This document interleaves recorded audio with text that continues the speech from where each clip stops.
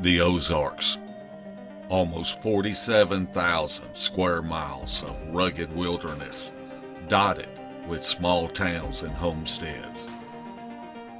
The First Nations people flourished in this land of looming mountains, old-growth forests, sparkling streams, rivers, lakes, caves, and caverns. As modern humans ventured into this frontier of unforgiving no man's land, the terrain revealed many of its secrets.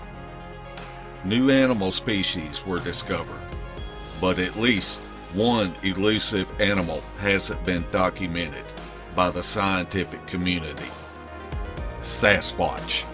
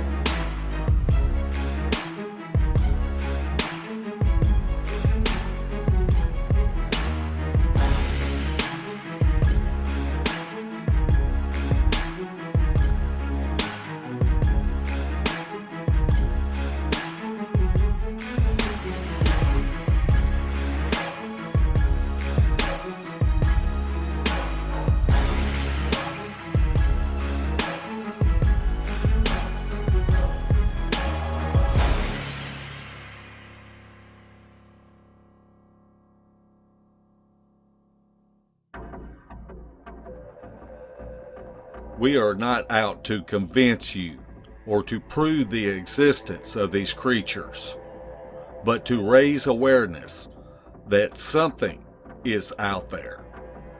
We will document what we find while leaving our personal opinions out of the equation and let the evidence speak for itself. Follow along with us as we team up with a family that has seen these creatures, witnessed activity, and found possible evidence on and around their 40 acres at their mountain home.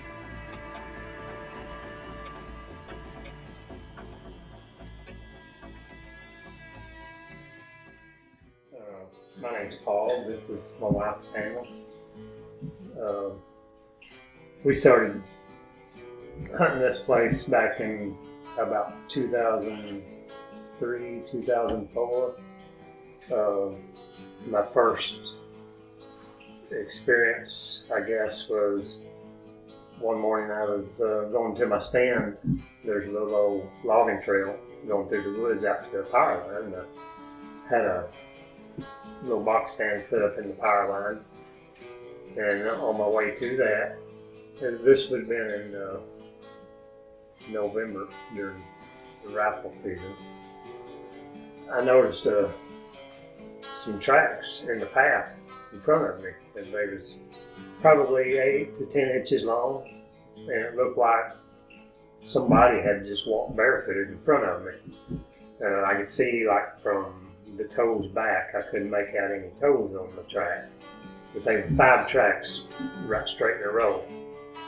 And so that was my first experience on this property.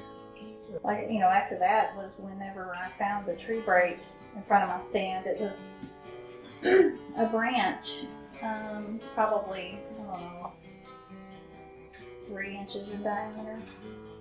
And it was literally snapped off the tree, but it was about 10 foot up in the air. And I remember asking Paul what would do that, because I knew a buck couldn't have, you know, raised up there with its antlers and ripped that off a tree. And, you know, we didn't have a clue. And then that was on a Saturday. And then the next day, your brother came out here and hunted with you. And then that was when he saw something. My brother come out one afternoon and hunt with me. He sat under, this stand was up in a cedar tree, or up against a cedar tree. He come out here to hunt with me, and he just sat on the ground underneath the stand and was hunting here. And right before dark, he kept hearing something over in the creek, and he said he don't know if it stepped off into the creek or if it just stood up out of the creek. Anyway, he seen something on two legs. He said it was solid black. I could see it from the waist up, and it walked up the creek away from him. And he said, you don't know if it was a large man or a Bigfoot or what. He really didn't know what it was. It just, but I'll show you over here where that happened. But there shouldn't have been nobody back off in here. This is a dead end road. Yeah, no, we're the only ones back in here, so, and I've never seen anybody else hunt out here. I find it hard to believe it was another person. And like I said, he could see it from the waist up too, so it had to be really tall. That stand, when Paul first put it out there for me, when I went back there, and back then, I mean, Bigfoot was the furthest thing, from my mind. And but I know whenever he put that back there, and I went back there to sit, I couldn't stay back there. I stayed there about 30 minutes, maybe. And I just had to get up and leave. It was just this feeling. I guess I've never really felt it before. Didn't know what it was. I knew I didn't like it. And I got up and left. I still have that feeling when I go back there.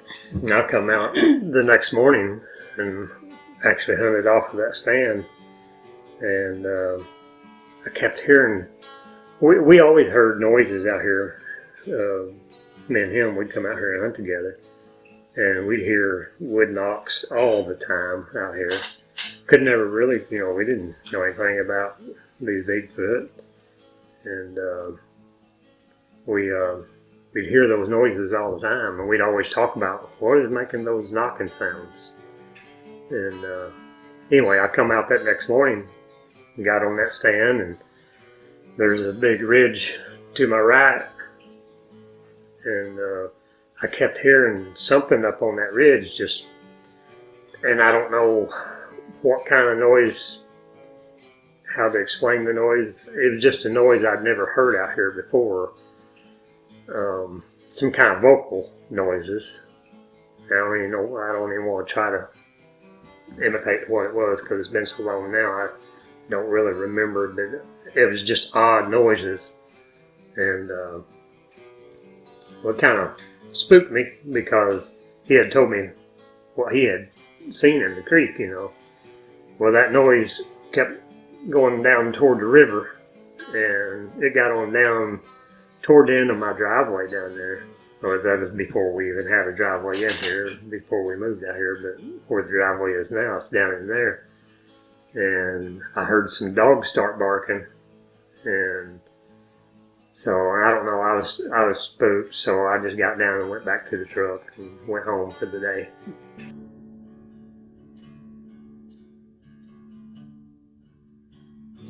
A wise man once said, if you want to see a Sasquatch, then go where they are at.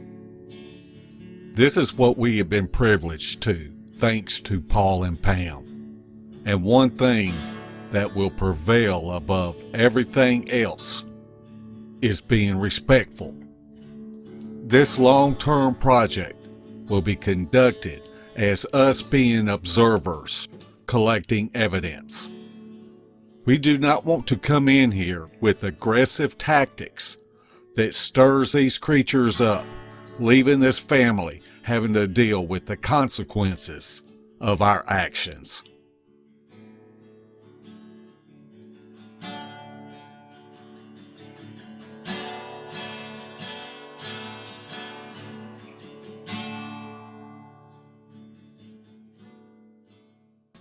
Back in this area of the woods, we always have our cameras to malfunction on us. We've had brand new cameras we'll bring back here. They'll just completely quit working. won't even work anymore. I don't know. But it happened several times with cameras back in this area. But one time I did put a camera on the tree there, on that bent cedar tree, and there was a broken limb on that cedar tree. Well, I took an apple and just shoved it right over that broken limb, put a camera on it, and it showed some deer and stuff come up, and then one of the clips showed a raccoon coming up. Then the very next picture, the apple was gone, and then the next picture showed more animals and stuff. But I can't figure out where the apple went and why I did not take a picture of whatever took that apple. That's just strange to me.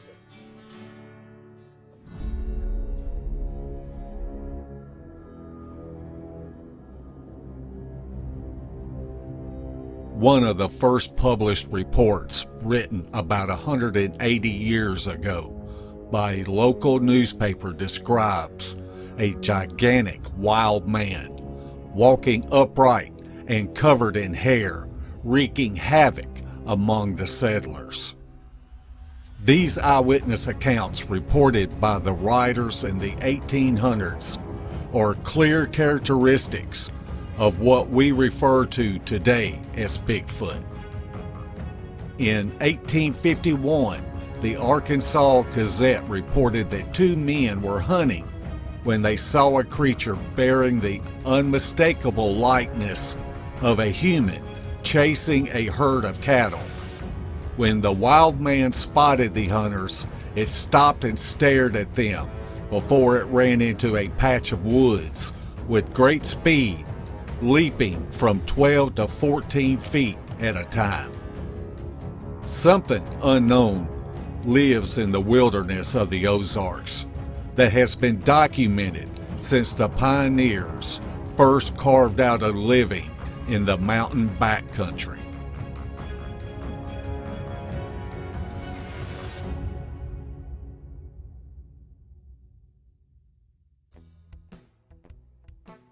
Pam and I one day was headed to town. We got right in here, and I just had to look up the road, look up the power line here, and in between that telephone pole and the next telephone pole, kind of on that hillside, I seen something standing there.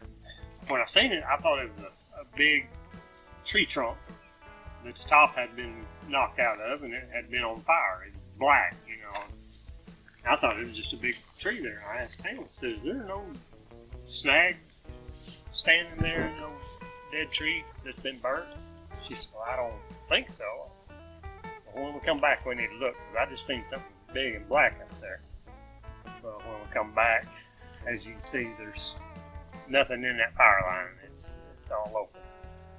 You know. And then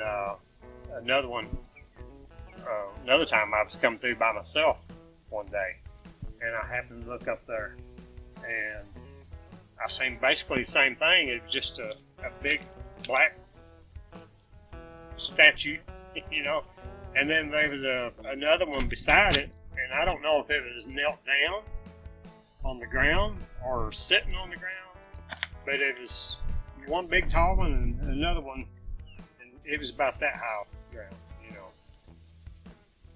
Come back and they was gone. So I don't know.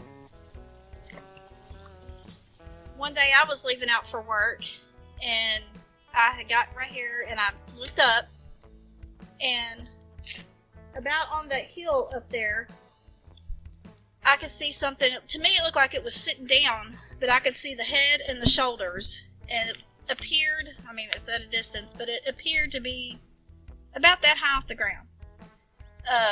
Like I said, all I could see was the head and the shoulders, and I slowed down, but I didn't want to back up, and of course when I come back through, it was gone.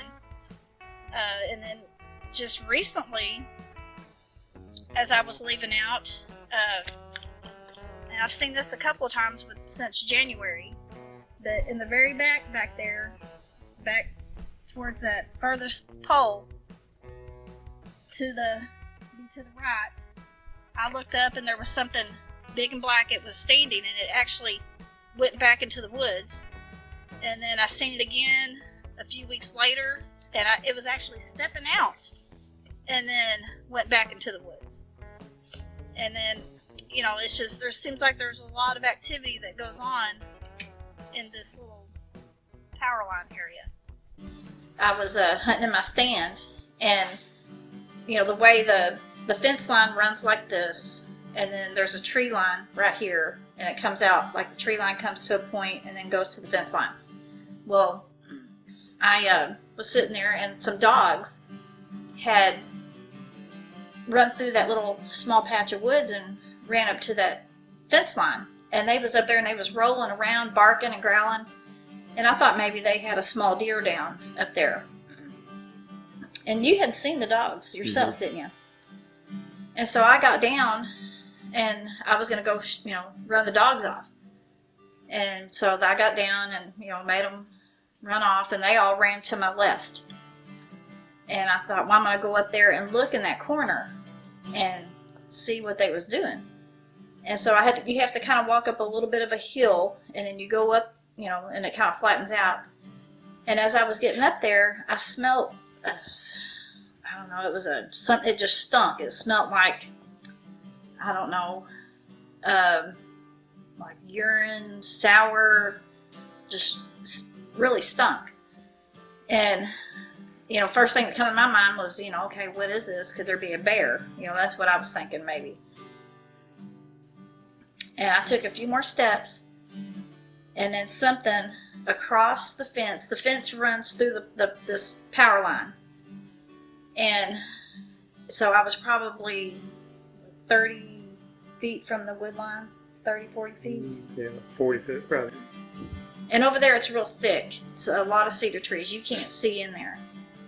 And something let out this deep, guttural growl. I mean, it's nothing I've ever heard. I mean, there is no way it could have been a dog. No way. It was too loud and too deep. I mean, it wasn't a bear. There's no way. And so I just started backing out of there. You know, I knew not to turn my back, and I just backed out of there. I backed about 150 yards until I hit the creek, and then once I hit the creek, I turned, and then I ran to the truck. But I never saw anything. But all I know is this growl was, I don't know of anything that could sound like this. You know, there was no way it was a dog or a cat, you know, a big cat or a bear. Nothing. Well, we actually come back to the house, and I started playing. I started pulling up things on YouTube, different growl sounds of different animals. And I'd play a bear, cougars, and you name it. Finally, I did find a Bigfoot. Well, there was one that it said on there Bigfoot growl or something like that. But he wasn't. But I didn't tell her what I was playing each time. You know, I'd just play it, and she'd tell me yes or no. That's what it sounded like. Well, it was no. And then, well, until I found the Bigfoot one, I played it, and boy, you stopped, and well, that sounded a lot like it there, you know. And he said, I said, what was that? And he said, they're saying Bigfoot, you know. And I was like, you know, I was like, okay, what, you know. And I think you have all these little things that happen that really make no sense. And in your mind, you're thinking, is it possible? Is it really possible? You know? And by this time, there was stuff coming out on TV, you know, about Bigfoot. We was watching shows, and but still in your mind, you're like, is it possible? You know? And, you know, I mean, but, you know, after that, there was, I'm trying to think, I guess probably the next, that when we would come out here and we would see we seen that in the power line. Mm-hmm. That was before we started building out here. That was before we. Mm-hmm. That was when you and our friends seen the That and the power When we line. was actually building that. Yeah. Yeah. One day, me and Pam, one of my best friends and his wife, was in my truck coming down through here. Me and my friend was in the front, and Pam and her was in the back seat. And we got right in here, and I just happened to look off down through here, and there's a cedar tree just to the right of the big telephone poles there. I seen something black standing there, and it was all growed up like this right here. Well, I stopped, and everybody was wondering what was going on. I said, well, I just seen something down there, and the lady in the back seat said, was it down there by that cedar tree? I said, yeah, that's where it's at. He said, well, I seen that too. And but after I had stopped and we was looking, never seen it anymore. Whatever it was had to be really big because all the underbrush was real tall back then. And they have mowed it since then, but it's starting to go back up. So it, you know, it had to be 7 or 8 foot tall at least to see, you know, because we could see, you know, from here up probably, you know. Because as we was building out here, we come out and we had walked in, and I looked over, and on the sliding glass doors, there was 2 handprints on the glass doors. And I don't know how tall those doors are, but it's on a 2-foot footer. Our house is on a 2-foot foundation. It's a 2-foot footer. So, you know, it would have had to have been at least 7 foot tall, at least, to where these. The doors were 6 feet. So it would have had to been, you know, where it was at then, a good 7.5 foot. And it was like this. It was like something had taken hands and was looking in, but the hands, compared to mine, would have been, you know, huge. I went out to try to clean it off. And I sprayed the cleaner on and was wiping it with the paper towel, and it would just smear. You know, I mean, I didn't know. I thought, golly, you know, what in the world? You know, that was while we was building the house. And then afterwards is when we seen that in the creek. And then there was multiple times when, like at nighttime, you'd have to go outside to send a text or whatever. Our son, he had moved back in with us for a little bit, and he would call me outside, and I mean, you could hear trees being thrashed around. I had a tree break and fall when I went outside to send a text, because it was, the cell phone service in here was terrible. And We've actually had a lot of trees to fall. yeah. Like when you was hunting. Mm-hmm.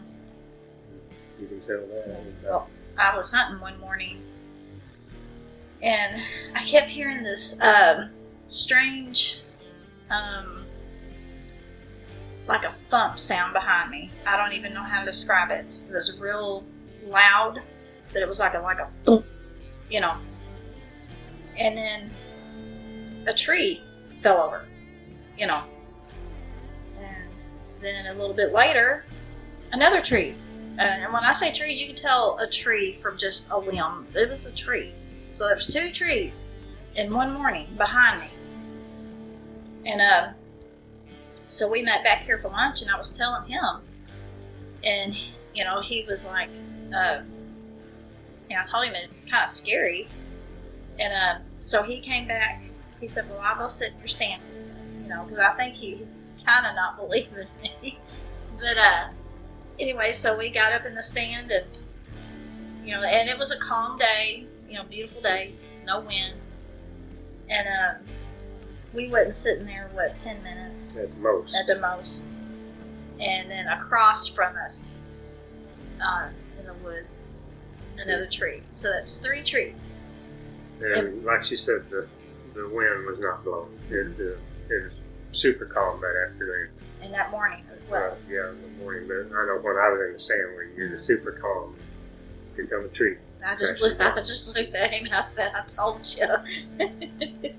And he, you know, 3 trees in one day. You know, I know trees fall in the woods, but that's just a little bit too much.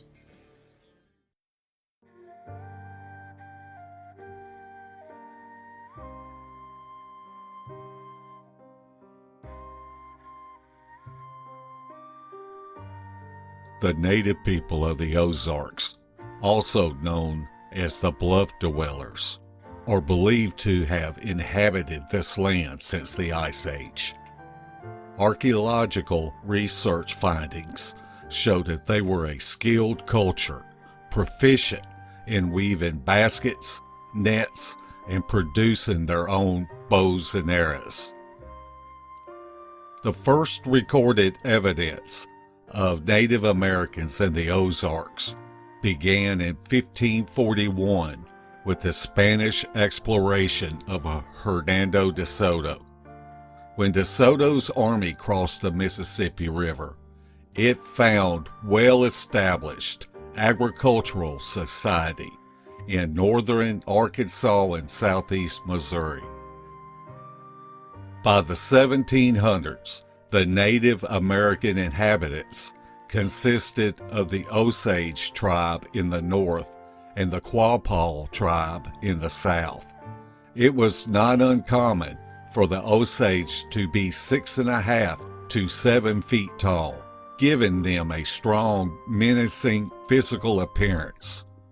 The tribal men shaved their eyebrows and wore mohawks with a long ponytail.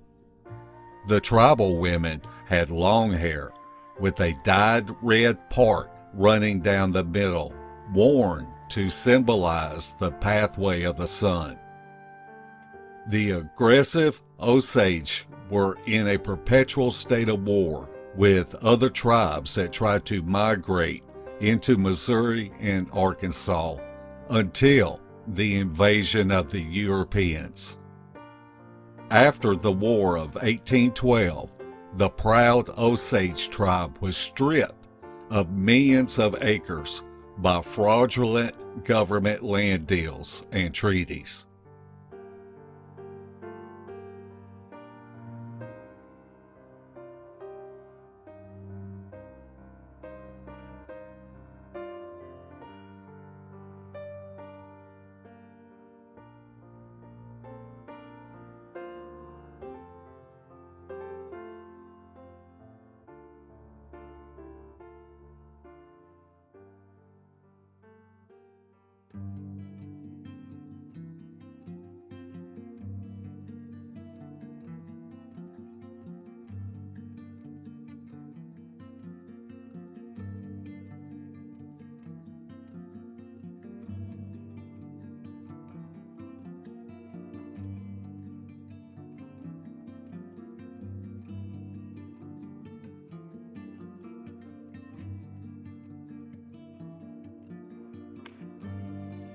Paul and I came back here.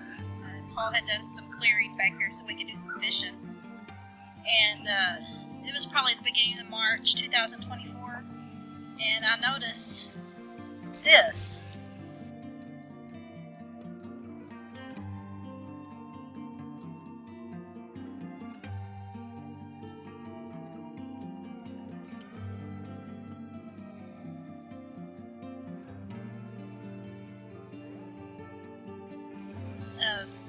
And I had videoed before, and I thought it wasn't on any of the videos before, but it was, so I'm not sure how long it's been here. But, we just thought it was really interesting the way it was, laid out the way it is, because it's two trees, and both of them have big ends, and this one's literally stabbed into the ground. But we just thought it was really interesting, the way it looks.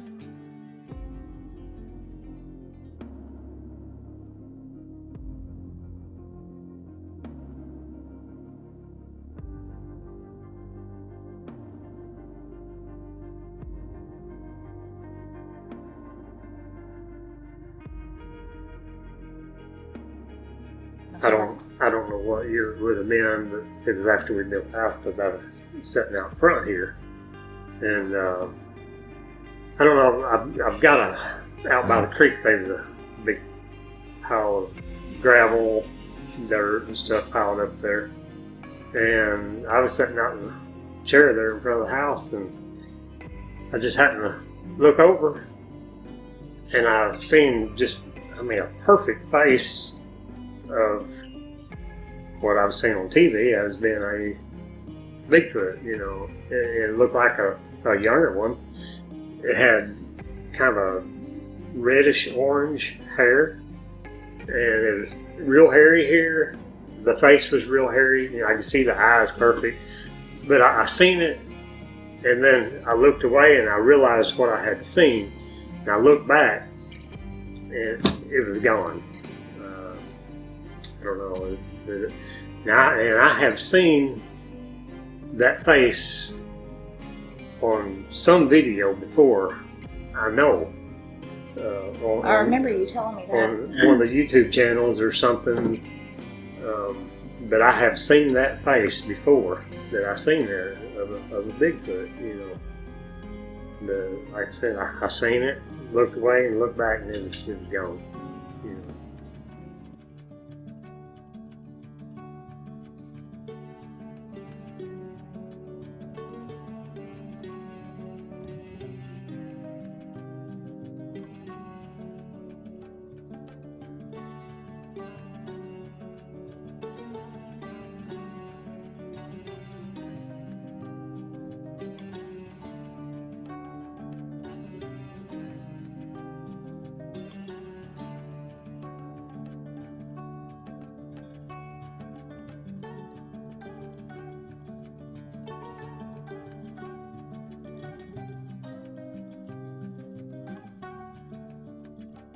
For someone wanting to know if there might be a Bigfoot in their area, using an audio recorder can be one of the greatest weapons in their arsenal. Being able to capture what happens in the woods while one is there or not there can aid where the searcher should focus their efforts. Compared to other equipment, recorders are inexpensive and the software to analyze is freeware. Pam has become a seasoned analyst and is now equipped with a Zoom H1N recorder. This records audio in the WAV format, which is ideal for capturing distant vocalizations, tree knocks, rock clacks, or something moving through the area.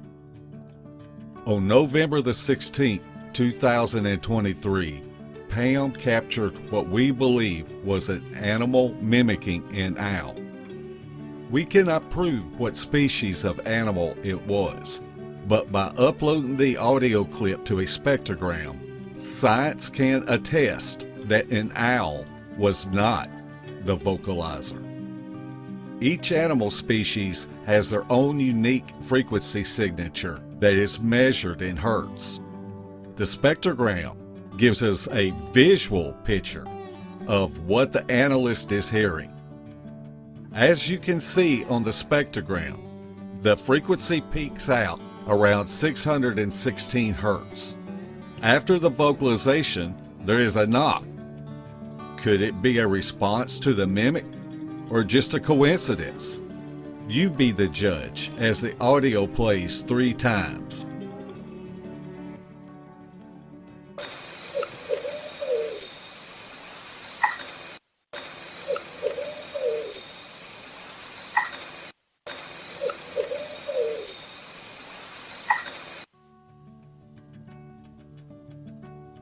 By comparing the mimic to an actual owl, one can see that this is 2 different species of animals.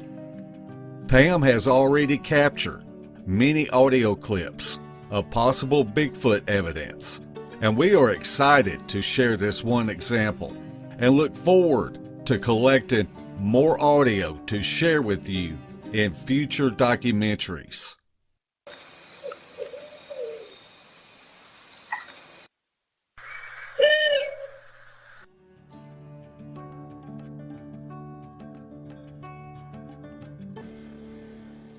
There's something that I think that, is really important to say. And, when all this started, me and Paul, when we would come out here, we didn't think about Bigfoot. And then, like I had said, there were shows coming out at that time. Then we started watching, and we started kind of wondering, and back then everything was kind of like, they won't hurt you, they're friendly, you can gift with them, they'll gift you back, and then just, so in my mind I thought, well, if they are real, they ain't gonna hurt me, that's why I was, all over this place. And I never really even thought about it. There was times I got creepy feelings out here. But it still didn't stop me from going out, taking pictures, hunting by myself. I'd be out here all by myself, and I would hunt. And then our son had told us, that we could watch YouTube and watch all kinds of stuff about Bigfoot. So, that's what we did. And we had typed in Bigfoot documentaries. And one of the first things that popped up was Bigfoot Odyssey. And so we started watching Carrie and Linda, and that when they would go out and interview people, and then we started watching the show. And for me, Carrie opened my eyes so much. I mean, and this was before I ever had my encounter, but then I realized how naive I had truly been, and that I needed to be more careful. And that's what he was about, was making people aware that, these things are out there, and that, to be mindful of your surroundings, and, to be careful. And so, whenever I had my encounter, and then we told our story on Bigfoot Odyssey, me and Carrie had stayed in touch a little bit, and then, he asked if he could come out, and, and we let him, and one thing I can say about Carrie is he was a true, genuine, kind-hearted person that just wanted to help. That's all he wanted to do, was help people. And he was, we only met him, he was here for 3 days, but he left feeling like family. So, there will never be another Carrie Arnold, that's for sure. As far as, just how he was, and, I said one time, if in your life you meet one person that was like him, then you can call yourself blessed, because that's how he was to everybody. Even people that never met him, he touched them, and that takes an amazing person to do that. So.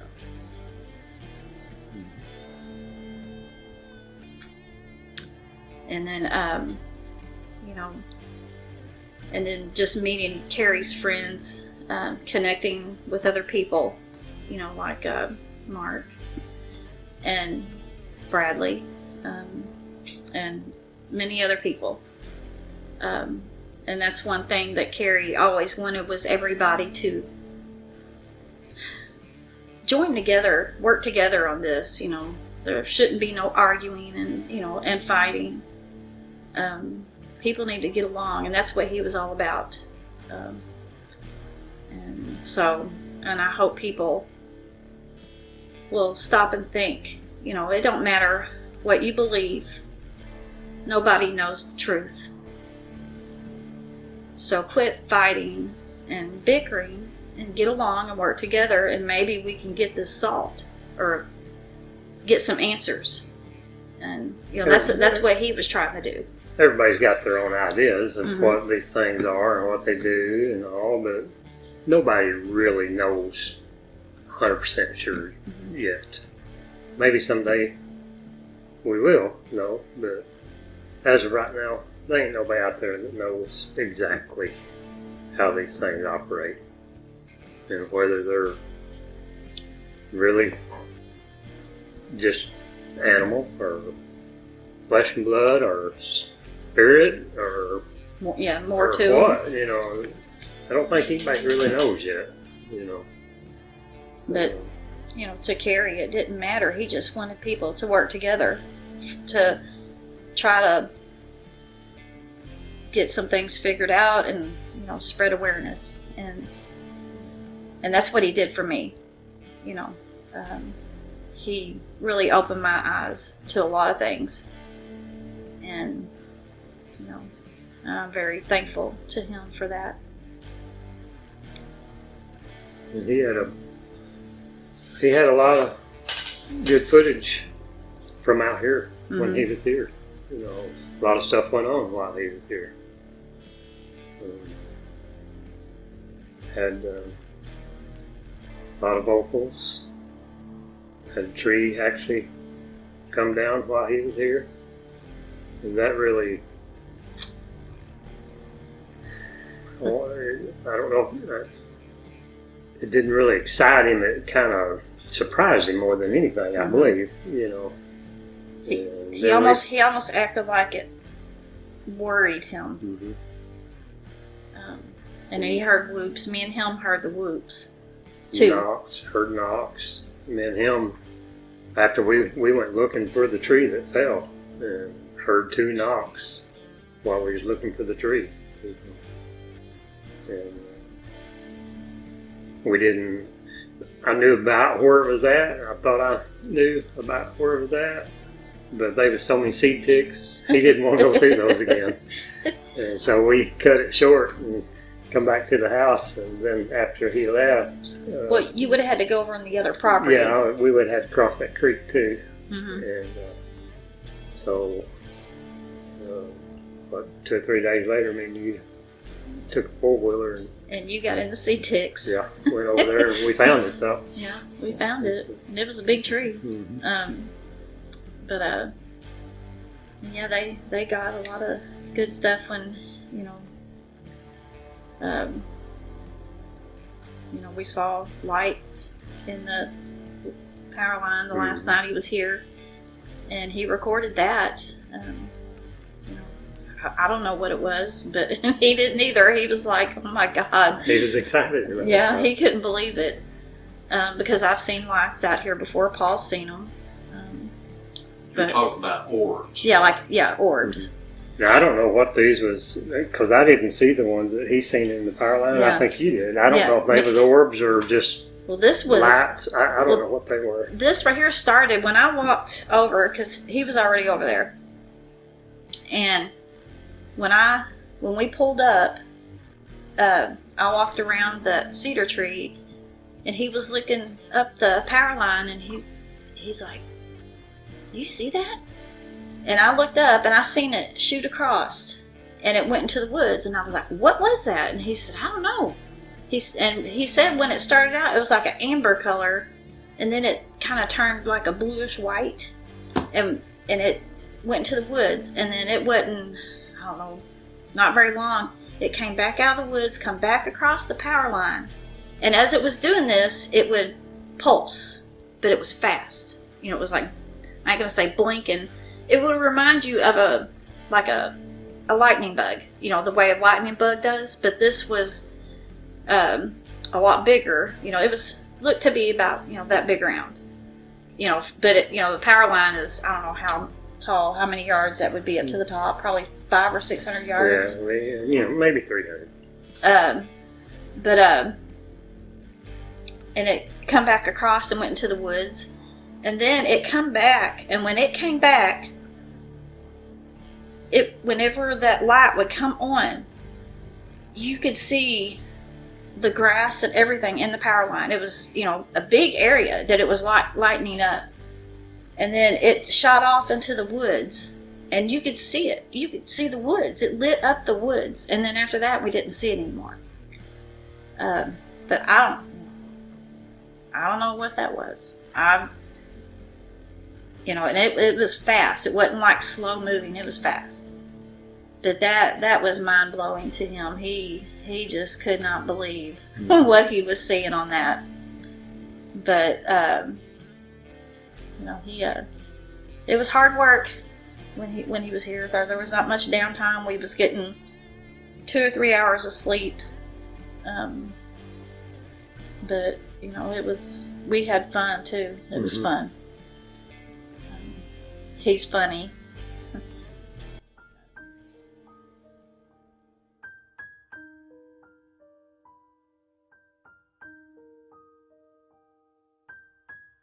I wrote this poem in honor of Carrie Arnold for all those family and friends who loved him, and it's called Carry On. Carrie was a man who we called a dear friend. He was someone in the Bigfoot community on whom we could all depend. He was always the type of person to lend a helping hand. His platform of awareness and truth is where he firmly took a stand. Now it's up to us to carry on, to push forward the platform that he stood upon. We will push forth his mantle and do what we have to do, which is spreading awareness and helping others who experience what he went through. You are greatly loved and missed, our very dear friend. We will continue to fight this battle until we finally win. Now I'm going to end this with Carrie's famous quote. It's something that he always said, it's something that he wrote. Awareness is a game I think we can win because it's the truth, and the truth matters. Carrie Arnold.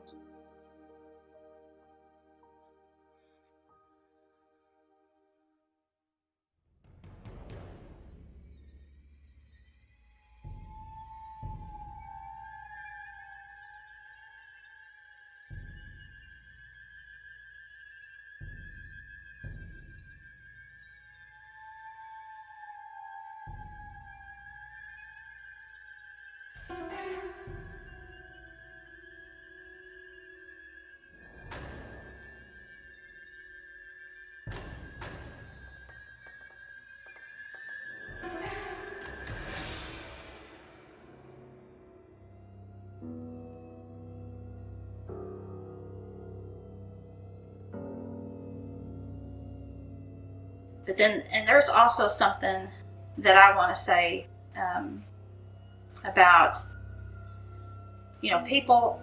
I've had people ask, why do I live out here? Why do I want to continue living out here with what I've been through, with what I know that's out here? And I've actually had people say her husband's making her stay out there. But one thing I want to say, my husband does not make me stay here. I love living here. It's beautiful. It's peaceful for the most part. But I have lived both sides of this coin. I've lived where there's not woods and don't have to worry about a Bigfoot, and have dealt with evil on that side. And now I live out in the middle of nowhere and I'm having to deal with something else. So the way I look at it, no matter where you live, you got monsters around you.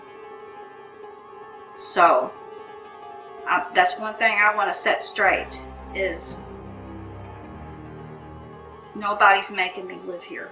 I live here because I want to. And my husband's not making me do anything that I don't want to do. We love it here. And that's one thing that I want people to realize, because I've had that question asked and I've had my husband ridiculed. And, there's monsters everywhere. Monsters on the concrete and monsters in the woods.